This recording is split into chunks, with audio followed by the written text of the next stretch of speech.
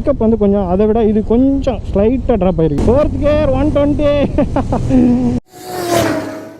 வணக்கம் நண்பர்களே. ஸோ இன்றைக்கி வந்து பார்த்திங்கன்னா இந்த பைக்கை பற்றி தான் பார்க்க போகிறோம். S, Honda CB350RS.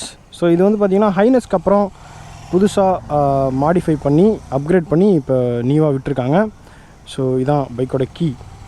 ஆக்சுவலாக ஹோண்டாவில் ஒரு அப்கிரேட் வெர்ஷன் வரணும் அப்படின்னாவே ரொம்ப டைம் எடுக்கும். பட் இப்போ வந்து பார்த்திங்கன்னா ரொம்ப சர்ப்ரைசிங்லி வந்து பார்த்திங்கன்னா இது அப்டேட் பண்ணி விட்டுருக்காங்க. ஆக்சுவலாக 350 ஹைனஸ் எடுத்தவங்களுக்கு எல்லாத்துக்குமே ஓரளவுக்கு ஒரு ஃபீல் இருக்கும்னு தான் நினைக்கிறேன். ஏன்னா வண்டியோட லுக் வந்து அந்த மாதிரி இருக்குது. ஸோ வேறு லெவலான லுக். ஆக்சுவலாக இதில் வந்து 2 வேரியண்ட் விட்டுருக்காங்க. ஒன்று வந்து டியூயல் டோன், ஒன்று வந்து மோனோடோன். அந்த டியூயல் டோனுங்கிறது தான் இந்த கலர், 2 கலர் ஃபினிஷ். மோனோடோனில் சிங்கிள் கலர் மட்டும் வரும். ஸோ இதோட ஆன்ரோட் ப்ரைஸ் அப்படின்னு பார்த்தீங்கன்னா உங்களுக்கு 2,30,980 சம்திங் வருது. 2,31,000 அரௌண்ட் வருது. இந்த மோனோடோன் வந்து 2,28,700 சம்திங் வருது. ஸோ ஒன்றும் பெருசாக டிஃப்ரெண்ட் இல்லை. அண்டு இந்த கலர், இந்த லுக்கு வேறு லெவலில் இருக்குது அப்படின்னு சொல்லலாம். இதில் என்னென்னலாம் புதுசாக அப்கிரேட் பண்ணியிருக்காங்க ஹோண்டா ஐனஸ் 350 கம்பேர் பண்ணும்போது இதில் என்னென்ன புதுசாக அப்கிரேட் பண்ணியிருக்காங்க அப்படின்னு பார்த்தீங்கன்னா இந்த ஹெட்லைட்டோட ரிங்கு. ஸோ இது வந்து பார்த்திங்கன்னா இப்போ இந்த RSல தான் கொடுத்துருக்காங்க. இந்த பக்கமும் இது பார்க்குறதுக்கு வந்து லுக் ரொம்ப நல்லாயிருக்கு. அதுக்கப்புறமான மேஜரான சேஞ்ச் பார்த்திங்கன்னா இது. ஸோ உங்களுக்கு கியர் ஷிஃப்டர் வந்து பார்த்திங்கன்னா இதுக்கு முன்னாடி இருந்த ஹைனஸ் 350ல் உங்களுக்கு டோ அண்டு ஹீல் ஷிஃப்டர் இருக்கும். இதில் வந்து டோ ஷிஃப்டர் மட்டும் கொடுத்துருக்காங்க. ஆக்சுவலாக நான் ஃபஸ்ட்டே சொல்லியிருந்தேன், அந்த ஹீல் ஷிஃப்டர் வந்து யூஸ்லெஸ்ஸாக தான் இருந்துச்சு. யூஸ்லெஸ் சென்ஸ் அது வந்து காலை பின்னாடி தள்ளி வந்து ஷிஃப்ட் பண்ணுற மாதிரி இருந்தது. அது தேவையே இல்லை. ஆக்சுவலாக இந்த டோ ஷிஃப்டர் மட்டுமே போதும். ஸோ அது வந்து இதில் அதை ரிமூவ் பண்ணிட்டு இதை கொடுத்துட்டாங்க. அண்ட் தென் முக்கியமான விஷயம் இந்த கீழே கொடுத்துருக்காங்க பாருங்கள், ஸ்கிட் பிளேட். ஸோ அது கொடுத்துருக்காங்க. அதுக்கப்புறமா இந்த CB350RS அப்படிங்கிறது அது வருது. அண்ட் தென் மேஜரான சேஞ்ச் வந்து பார்த்திங்கன்னா இது. So roll and tuck seat அப்படின்னு சொல்லுவாங்க. இந்த சீட் என்ன ஒரு அட்வான்டேஜ்னால் நீங்கள் வந்து இங்கே உட்காந்து ஓட்டலாம், இங்கே தள்ளி உட்காந்து ஓட்டலாம். உங்களுக்கு வந்து ஸ்லிப் ஆகாது. நல்லாவே சாஃப்டாகவும் இருக்குது. இந்த பாட்டெலாம் நல்லா சாஃப்டாக கொடுத்துருக்காங்க. அண்ட் அதுக்கப்புறம் பார்த்திங்கன்னா டெயில் செக்ஷனில் இந்த லைட் வந்து பார்த்திங்கன்னா சீட்டுக்குள்ளேயே கொடுத்துருக்காங்க. இது வந்து லுக் ரொம்பவும் நல்லாயிருக்கு. ஸோ அது நான் வண்டி ஆன் பண்ணிட்டு ஒரு டைம் நான் உங்களுக்கு காமிக்கிறேன். ஸோ இதை வந்து பார்த்திங்கன்னா LED ஃப்ரண்ட்டு ஆன் பண்ணால் அப்படி தான் இருக்கும். தென் ஸ்போர்ட்டியர் கிராப் ரெயில். ஸோ இதுவும் வந்து அப்டேட் பண்ணி கொடுத்துருக்காங்க. அண்ட் ரொம்ப மேஜரான சேஞ்ச் அப்படின்னு பார்த்தீங்கன்னா உங்களுக்கு ரியரில் வந்து பார்த்திங்கன்னா 150 செக்ஷன் டயர். இவ்வளோ பெரிய டயர் கொடுத்துருக்காங்க. எஸ். ஸோ நீங்கள் வண்டியில் ஏறி உட்காந்த உடனே உங்களுக்கு அந்த ஃபீல் இருக்கும். ஃப்ரண்ட்டில் லைட்டாக லீன் பண்ணுற மாதிரி, பேக்கில் கொஞ்சம் உயரமாக இருக்கிற மாதிரியான ஃபீல் இருக்குது. அது ஓட்டும்போது நிறைய டிஃப்ரென்ஸ் இருக்குது. அதை ஓட்டும்போது சொல்கிறேன். ஸோ இது 150/70 செக்ஷன் நல்லா வந்து ஒய்டர் பேட்டர்ன் டயர் கொடுத்துருக்காங்க. நீங்கள் வந்து ஓரளவுக்கு மட் சர்ஃபேஸ்லையும் ஓட்டுறதுக்கு இது நல்லாயிருக்கும். அதே மாதிரி ஃப்ரண்ட்லேயும் ஒய்டு பேட்டர்ன் டயர் தான் கொடுத்துருக்காங்க. So front and rear tyre ரெண்டுமே வந்து மாற்றி கொடுத்துருக்காங்க. தென் இது சேஞ்ச் பண்ணியிருக்காங்க. ஸோ இந்த மஃப்ளர், எக்ஸாஸ்டோட மஃப்ளர் வந்து டிஃப்ரெண்ட்டாக இருக்குது. அண்ட் மற்றபடி பைக் வந்து பார்த்திங்கன்னா மேஜரான எந்த சேஞ்சஸுமே இல்லை. இன்ஜின் ஸ்பெக்கை பொறுத்தளவுக்கு அதே வந்து 350cc இன்ஜின். அதே வந்து 20.8 bhp பவர் ப்ரொடியூஸ் பண்ணுது. 30 Nm டார்க் ப்ரொடியூஸ் பண்ணுது. இதோட மைலேஜ் அப்படின்னு பார்க்கும்போது 35 வந்து கிளைம் பண்ணுறாங்க. உங்களுக்கு ஃபியூல் டேங்க் கெப்பாசிட்டி அப்படின்னு பார்க்கும்போது 15 litre fuel tank. So in and around ஒரு 525 ரேஞ்ச் கொடுக்கும் அப்படின்னு சொல்கிறாங்க. ஸோ இது வந்து பார்த்திங்கன்னா என்னோடய பர்சனல் ஒப்பீனியன் என்னென்னா, நான் இது வரைக்கும் இவ்வளோ தூரம் ஓட்டிட்டு வந்ததுக்கப்புறம் சொல்கிறேன். பிக்கப் வந்து CB350 ஹைனஸ் இருக்குல்ல, அதை விட கொஞ்சம் ஸ்லைட்டாக கம்மியாக இருக்கிற மாதிரி ஃபீல் இருக்குது. ஏன்னா இந்த டயர், ப்ராடர் டயர், இது வந்து இழுக்கிறதுக்கு வந்து வண்டி கொஞ்சம் கண்டிப்பாக கன்சியூம் பண்ணி தான் நான் ஒன்றும் பிக்கப்பை அது ஃபீல் ஆகுது எனக்கு. மற்றபடி லுக்கு வந்து பார்த்திங்கன்னா இப்போ நான் ரோட்டில் நிறுத்தின வரைக்கும் போகிறவங்க எல்லாமே பார்த்துட்டு தான் போகிறாங்க. ஸோ அந்த மாதிரியான சூப்பரான லுக். அண்டு சீட்டிங் போச்சர், அந்த சீட்டிங் ஸ்டாண்ட்ஸ் வந்து பார்த்திங்கன்னா இதில் சேஞ்ச் ஆகிருக்கு. ஸோ அது கொஞ்சம் அப்ரைட்டில் இருந்த மாதிரி இருந்தது. அதை விட கொஞ்சம் லீன் பண்ணுற மாதிரி இருக்குது ஃப்ரண்ட்டில். நான் இங்கே உட்காந்து இங்கே பிடிச்சேன்னா.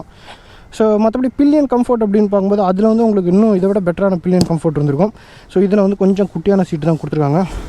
மேபி யூத்தாக இருக்கிறவங்களாம் இது வாங்கிக்கலாம். ஃபேமிலி மேன்ஸ்லாம் வேணால் அதுக்கு போகலாம். ஸோ நல்ல ஒரு செக்மெண்ட்டில் தான் பண்ணியிருக்காங்க. ஸோ மற்றபடி இதோட ஸ்பெசிஃபிகேஷன் அப்படின்னு பார்த்தீங்கன்னா உங்களுக்கு கிரவுண்ட் கிளியரன்ஸ் 168 mm கொடுத்துருக்காங்க. அது வந்து ஒரு 3 mm மற்ற நார்மல் பைக்ஸோட அதிகமான விஷயம் தான். ஸோ நீங்கள் வந்து தாராளமாக ஆஃப் ரோட் பண்ணலாம். ப்ளஸ் போகிறவங்க எல்லாமே தாராளமாக அந்த வண்டி எடுத்துகிட்டு போகலாம். அண்ட் தென் ஃப்ரண்ட்டில் வந்து பார்த்திங்கன்னா உங்களுக்கு டெலஸ்கோபிக் சஸ்பென்ஷன், ரியரில் வந்து பார்த்திங்கன்னா ட்வின் ஹைட்ராலிக் சஸ்பென்ஷன் கொடுத்துருக்காங்க. வண்டியை பொறுத்தளவுக்கு கம்ஃபர்ட்டில் வந்து அந்த வண்டிக்கு இந்த வண்டிக்கு எனக்கு ஒன்றும் பெருசாக டிஃப்ரெண்ட் தெரியல. ஏன்னா சஸ்பென்ஷன் செட்டப் வந்து ரொம்ப ரொம்ப சாஃப்ட்டாக கொடுத்துருக்காங்க. சூப்பரான சஸ்பென்ஷன் செட்டப். ஸோ சிட்டி ரோடுக்கெலாம் வந்து ரொம்ப அருமையான வண்டி இந்த வண்டி. தாராளமாக நீங்கள் வாங்கலாம், கண்ணை மூடிட்டு வாங்கலாம். அண்ட் அதில் வந்து பார்த்திங்கன்னா அந்த ட்வின் சீட் நான் பண்ணியிருந்தேன்ல, இதுக்கு முன்னாடி ரிவ்யூ பண்ணியிருந்தேன், அது மேலே வரும் பார்த்துக்கோங்க. அந்த ட்வின் சீட்டை விட இந்த சீட் வந்து அது எனக்கு ரொம்ப கம்ஃபர்டபுளாக இருந்தது. அதை விட இது சீட் வந்து கொஞ்சம், ஏன்னா அதில் வந்து கொஞ்சம் ரொம்ப உயரமான இது கொடுத்துருந்தாங்க. இது கொஞ்சம் தின்னான ஃபோம் தான் கொடுத்துருக்காங்க. இது கொஞ்சம் ரக்டு ஃபீலிங். அது ரொம்ப ரொம்ப சாஃப்ட்டு குழன்னு இருந்ததுன்னு வைங்களேன் வண்டி ஓட்டுறதுக்கு. அண்ட் அதுக்கப்புறம் நெக்ஸ்ட் திங், இப்போ இதே வந்து அந்த டீலக்ஸ் ப்ரோ இருக்குல்ல, டீலக்ஸ் ப்ரோவில் வந்து உங்களுக்கு டபுள் ஆர்னு இருந்தது, இதில் வந்து சிங்கிள் ஆர்னு தான் கொடுத்துருக்காங்க. ஸோ இப்போ இதை வந்து பார்த்திங்கன்னா ஹோண்டா CB350 டீலக்ஸ் ப்ரோ அதுக்கு இன்பிட்வீனில் நீங்கள் வைக்கலாம். ஸோ அந்த மாதிரி தான் இருக்குது. மற்றபடி இதோட பிரேக்ஸ் அப்படின்னு பார்க்கும்போது உங்களுக்கு அதே 310mm ஃப்ரண்ட்டில் டிஸ்க்கு, ரியரில் வந்து பார்த்திங்கன்னா 240mm டிஸ்க் கொடுத்துருக்காங்க, machine caliper. So braking performance வந்து நல்லாயிருக்கு. அண்ட் தென் எல்இடி பார்த்திங்கன்னா இண்டிகேட்டர்ஸ் எல்லாமே வந்து பார்த்திங்கன்னா ஐ ஷேப்டு எல்இடி இண்டிகேட்டர்ஸ் அப்படின்னு அவங்க சொல்கிறாங்க. ஸோ அதுவுமே நல்லாயிருக்கு. எல்இடி இண்டிகேட்டர்ஸ் ஓகே தான். ஸோ மற்றபடி வண்டியில் வந்து பார்த்திங்கன்னா இந்த இடம்லாம் பிளாக் ஃபினிஷ் ரொம்ப சூப்பராக இருக்குது. ஸோ இந்த ஸ்டாண்டு மாற்றிருக்காங்க. ஆக்சுவலாக நான் லாஸ்ட் ரிவ்யூவில் சொல்லியிருந்தேங்க பாருங்கள், இந்த ஸ்டாண்டு மாற்றிருக்காங்க. ஸோ அது வந்து பார்த்திங்கன்னா CB350ல் ரொம்ப மெல்லிஸாக இருந்துச்சு, தின்னாக கொடுத்துருந்தாங்க. இது கொஞ்சம் ஸ்ட்ராங்காக கொடுத்துருக்காங்க. ப்ராக்டிக்கலான விஷயம். ஷிஃப்டர் வந்து மாற்றுனது அது ரொம்ப ப்ராக்டிக்கலான விஷயம். அண்ட் நெக்ஸ்ட் வந்து பார்த்திங்கன்னா வண்டி வந்து ஃபியூல் இன்ஜெக்டரோட வருது, BS6 கம்ப்ளைண்ட். ஸோ அதில் எந்த டவுட்டுமே இல்லை. ஸோ இதில் வந்து எனக்கு ரொம்ப பிடிச்ச விஷயம் அப்படின்னு பார்த்திங்கன்னா இந்த கிளச்சு என்னமோ லைட்டுங்க பாருங்கள், ரொம்ப லைட்டு.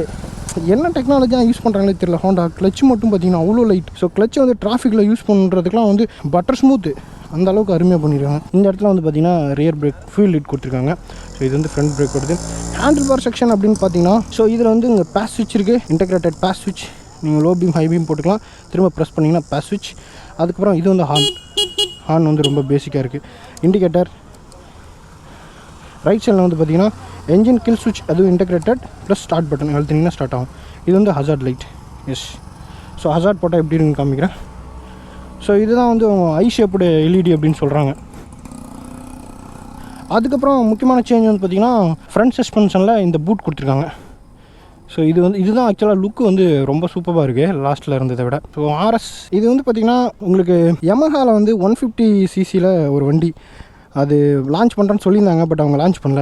ஆனால் வந்து இதுவும் டிசைன் ஒரே மாதிரியே இருக்குது. ஸோ இவங்க வந்து மார்க்கெட்டுக்கு முன்னாடியே வந்துட்டாங்க அப்படின்னு தான் சொல்லணும். ஸோ இன்ஸ்ட்ருமெண்ட் கிளஸ்டரை பொறுத்தளவுக்கு இது வந்து செமி டிஜிட்டல் இன்ஸ்ட்ருமெண்ட் கிளஸ்டர். உங்களுக்கு ஸ்பீடோமீட்டர் 160 வரை கொடுத்துருக்காங்க, அனலாக் ஸ்பீடோமீட்டர். டிஜிட்டல் போர்ஷனில் உங்களுக்கு வந்து ரேஞ்ச் கொடுத்துருக்காங்க, இப்போ உள்ளே இருக்க ஃபியூலுக்கு எவ்வளோ ரேஞ்ச் போகும் அப்படின்னு. அப்புறம் வந்து கியர் பொசிஷன் இண்டிகேட்டர், கிளாக் கொடுத்துருக்காங்க, டிஜிட்டல் ஃபியூல் கேஜ் கொடுத்துருக்காங்க.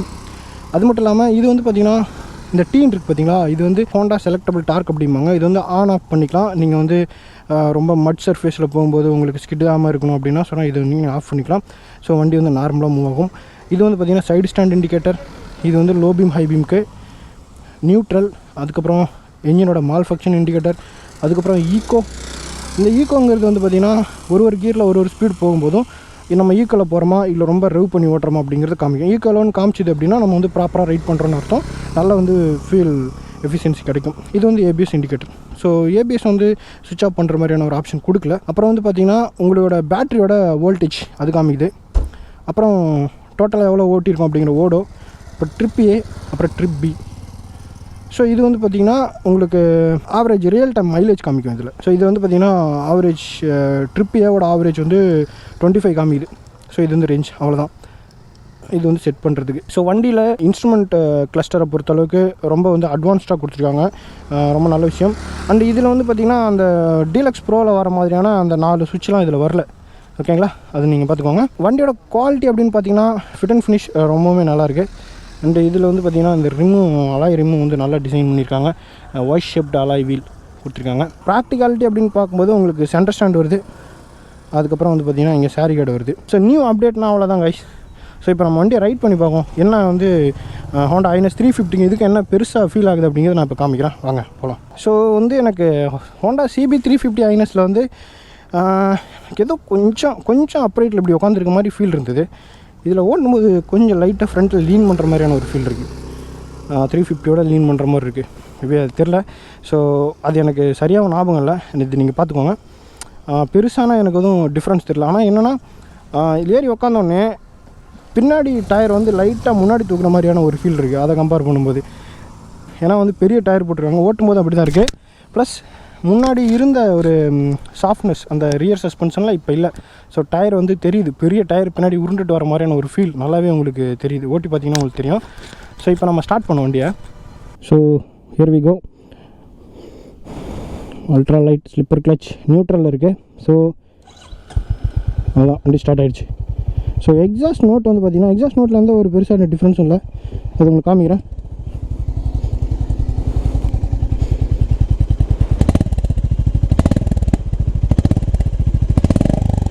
தெரியுதுங்களா?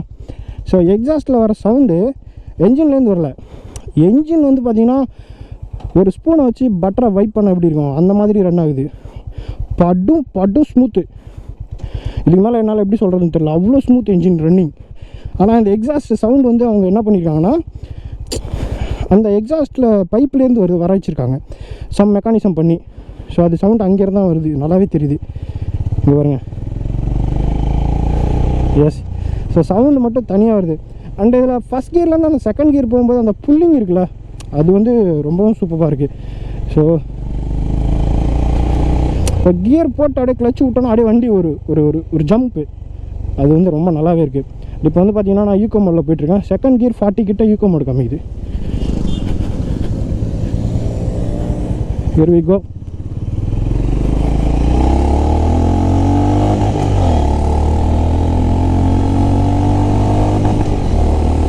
Third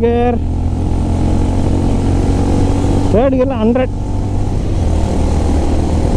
fourth gear.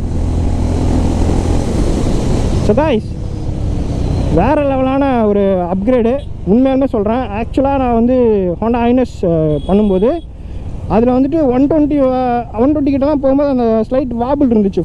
Back wheel ரியரில் wheel வந்து வாபிள் ஆச்சு. ஆனால் இதில் வந்து பார்த்திங்கன்னா 120 வரைக்குமே பக்கா ஸ்டேபிள் வண்டி.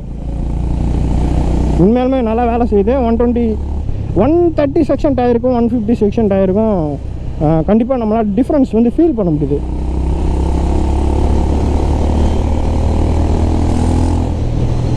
வா, சவுண்டு வந்து பார்த்தீங்கன்னா எப்படி இருக்குன்னா ஒரு ஆஃப்டர் மார்க்கெட் எக்ஸாஸ்ட் சவுண்டு மாதிரி இருக்குது. உங்களுக்கு வந்து இந்த எக்ஸாஸ்ட் சவுண்ட்லாம் எனக்கு வேணும், அதிகமாக எனக்கு அதெல்லாம் கேர் பண்ணும் அப்படின்னு சொன்னால் நீங்கள் வந்து தாராளமாக போகலாம். பாருங்கள். ஸோ ஹியர் வி கோ.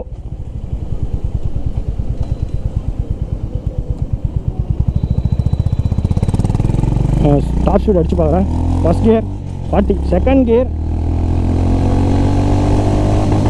80 போகுது. தேர்ட் கியர் எவ்வளோ போகுதுன்னு பார்ப்போம்.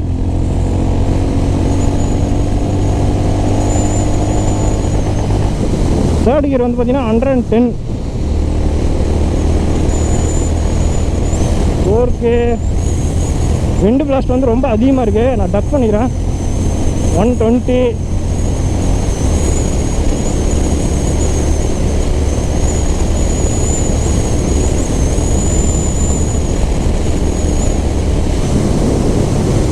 ஸோ காய்ஸ், வண்டி தாராளமாக 140 கிட்டலாம் போகும் போல். ஸோ 120 வந்து பார்த்திங்கன்னா ரொம்ப குயிக்காக ரீச் ஆகிடுது. அதுக்கு மேலே போகிறது கொஞ்சம் டைம் எடுக்குது. எனிவே நம்மளுக்கு வந்து 120லேயுமே வண்டி வந்து ஸ்டேபிள், பக்கா ஸ்டேபிள். பின்னாடி கொடுத்துருக்க டயர் நல்லா வேலை பார்க்குதுன்னு சொல்லலாம். அண்ட் இது முன்னாடி வந்து 90 செக்ஷன் டயர், பின்னாடி வந்து பார்த்திங்கன்னா உங்களுக்கு 150 செக்ஷன் டயர். ஸோ நான் அதுதான் ஒன்று தான் ஃபீல் பண்ணேன்.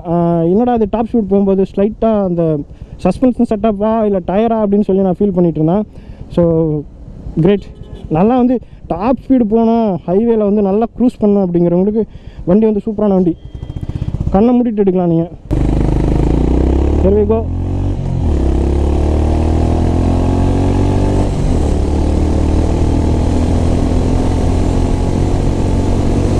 தேர்ட் கியர்லாம் வந்து பார்த்தீங்கன்னா 100 அசால்ட்டாக போகுது தேர்ட் கியர்லேயே. ஸோ வேறு லெவல். சின்ன ஒரு ஸ்லைட் டிஃப்ரென்ஸ் நான் ஃபீல் பண்ணுறேன் ஹோண்டா ஐனஸ் 350க்கும் இதுக்குமே. என்னென்னா பிக்கப் வந்து கொஞ்சம் அதை விட இது கொஞ்சம் ஸ்லைட்டாக ட்ராப் ஆகிருக்கு. ஏன்னா பின்னாடி பேக்கில் ரியர் டயர் வந்து பெருசாக கொடுத்துருக்கனால. சைடு மிரர் வந்து பார்த்திங்கன்னா நல்ல வியூ கொடுக்குது. வண்டியில் வந்து ஒரு மிகப்பெரிய அட்வான்டேஜ் என்னென்னா ஒரு சின்ன மைல்டான ஒரு இது கூட நான் ஃபீல் பண்ணல. அந்த ஒரு பஸ்ஸு வைப்ரேஷன் எதுவுமே நான் ஃபீல் பண்ணல. ஸோ அவ்வளோ ஸ்மூத்தாக இருக்குது engine, butter smooth engine. So இந்த சவுண்டெல்லாம் நீங்கள் வந்து ஃபர்காட் பண்ணிடலாம். இது வந்து சவுண்டு வந்து அவங்களே வந்து அந்த ஃபீல் வரணும் அப்படிங்கிறத ப்ரொடியூஸ் பண்ணியிருக்காங்க.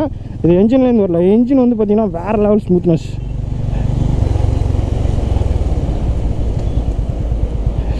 கியர் பாக்ஸ் பற்றி அதேமாதிரி சொல்லி ஆகணும். கியர் பாக்ஸு என்ன கியர் பாக்ஸு பா வேறு லெவலுங்க.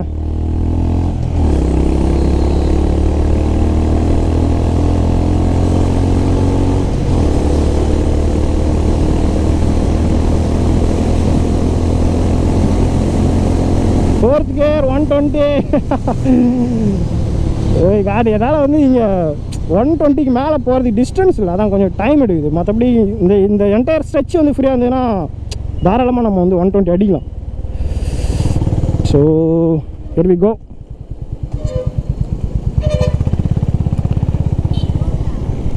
ஸோ சஸ்பென்ஷன் வந்து பார்த்திங்கன்னா அப்சல்யூட்லி ஃபைன். என்னோட மீட்டியார்லாம் கம்பேர் பண்ணும்போது இந்த வண்டி ரொம்ப ரொம்ப சாஃப்ட் சஸ்பென்ஷனில். அது பார்த்திங்கன்னா ரொம்ப ஸ்டிஃபு. ஸோ வண்டி இந்த மாதிரி ஓட்டுறதுக்கு வந்து பார்த்திங்கன்னா ஒரு பெரிய வண்டி, ஒரு 350cc வண்டி ஓட்டுற மாதிரியா இல்லை. ஸோ அந்தளவுக்கு வந்து குழந்த வண்டி ஹேண்டில் பண்ணுறதுக்கு வந்து பார்த்திங்கன்னா அந்தளவுக்கு ரொம்ப ரொம்ப ஈஸி பிசி. நீங்கள் வந்து ஒரு பிகினர் கூட அந்த வண்டி தாராளமாக எடுத்து ஓட்டலாம். ரொம்ப ஹேண்டில் பார் வந்து பார்த்திங்கன்னா ஒரு மைல்டான ஹேண்டில் பார். ஃப்ரண்ட்டில் வந்து 90 செக்ஷன் டயர் கொடுத்துருக்காங்க. ஆனால் கொஞ்சம் அப்படி வெயிட் தெரியும் ஹேண்டில் பாரில், அப்படிலாம் இல்லவே இல்லை. ரொம்ப லைட்டாக இருக்குது ஹேண்டில் பண்ணுறதுக்கு. ஸோ இந்த வண்டியை நீங்கள் வந்து ஒரு க்ரூஸராகவும் யூஸ் பண்ணிக்கலாம். ப்ளஸ் வந்து ஒரு ஆஃப் ரோடு பண்ணணும் அப்படின்னாலும் நீங்கள் தாராளமாக 100% நீங்கள் எடுத்துகிட்டு போகலாம். ஏன்னா வந்து உங்களுக்கு கிரவுண்ட் கிளியரன்ஸ் அதிகம், வண்டியோட கேரக்டர் அந்த மாதிரி நீங்கள் வந்து ஈஸியாக கண்ட்ரோல் பண்ண முடியும். அண்ட் தென் நீங்கள் வந்து பெருசாக லாங் டூர் போகிறீங்க அப்படின்னாலும் நீங்கள் தாராளமாக எடுத்துகிட்டு போகலாம், எந்த பிரச்சனையுமே இல்லை. உங்களுக்கு வந்து ஏர் கூல்டு என்ஜின் ஆனாலும் வந்து பார்த்திங்கன்னா உங்களுக்கு லாங் ஸ்ட்ரோக் என்ஜின் வந்து ஒன்றும் பெருசாக கம்ப்ரெஷன் ரேஷியோ இல்லை, உங்களுக்கு ஹீட் பெருசாக வந்து எமிட் பண்ணாது.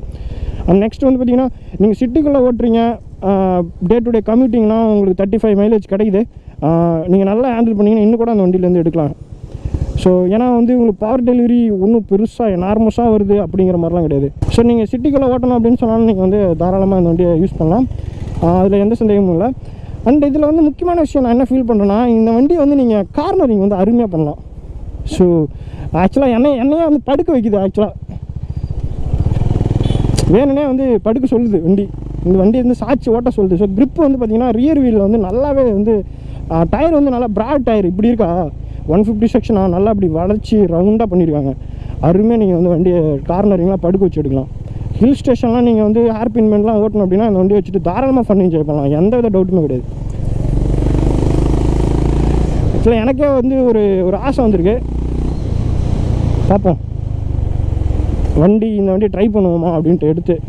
பிரேக்கிங் பர்ஃபார்மன்ஸ் வந்து பார்த்திங்கன்னா ரொம்ப ஷார்ப் அப்படின்னு சொல்ல முடியாது, பட் ஓவரால் பிரேக்கிங் பர்ஃபார்மன்ஸ் வந்து ரொம்ப சூப்பராக இருக்குது. இந்த வண்டி பம்பர் டு பம்பர் டிராஃபிக்லேயும் நீங்கள் வந்து தாராளமாக யூஸ் பண்ணலாம். ஸோ ஏன்னா அல்ட்ரா லைட் கிளச். ஸோ எனக்கு வந்து நான் எல்லா வீடியோலையும் சொல்கிறது தான், எனக்கு வந்து பர்சனலாக நான் எதை பாதர் பண்ணுவேன்னா கிளச்சு அந்த அளவுக்கு லைட்டாக இருக்கோ அந்த அளவுக்கு நீங்கள் வண்டியை வந்து என்ஜாய் பண்ணுவீங்க. கிளச்சு மட்டும் உங்களுக்கு டைட்டாக இருந்துச்சு அப்படின்னு சொன்னால் உங்களுக்கு வந்து கண்டிப்பாக டென்ஷன் ஆகிடுவீங்க. கிளச்சு தான் வந்து முக்கியம். ஸோ நீங்கள் வந்து ஒவ்வொரு டைமும் நீங்கள் ஓட்டும் போதும் அது வந்து நீங்கள் பார்த்துக்கோங்க. ஸோ என்னை பொறுத்தளவுக்கு இந்த வண்டி இன்றைக்கி இருக்க மார்க்கெட் ப்ரைஸில் வந்து 2,30,000 ஒர்த்தா அப்படின்னு சொன்னால் நான் வந்து 100% ஒர்த் அப்படின்னு தான் சொல்லுவேன்.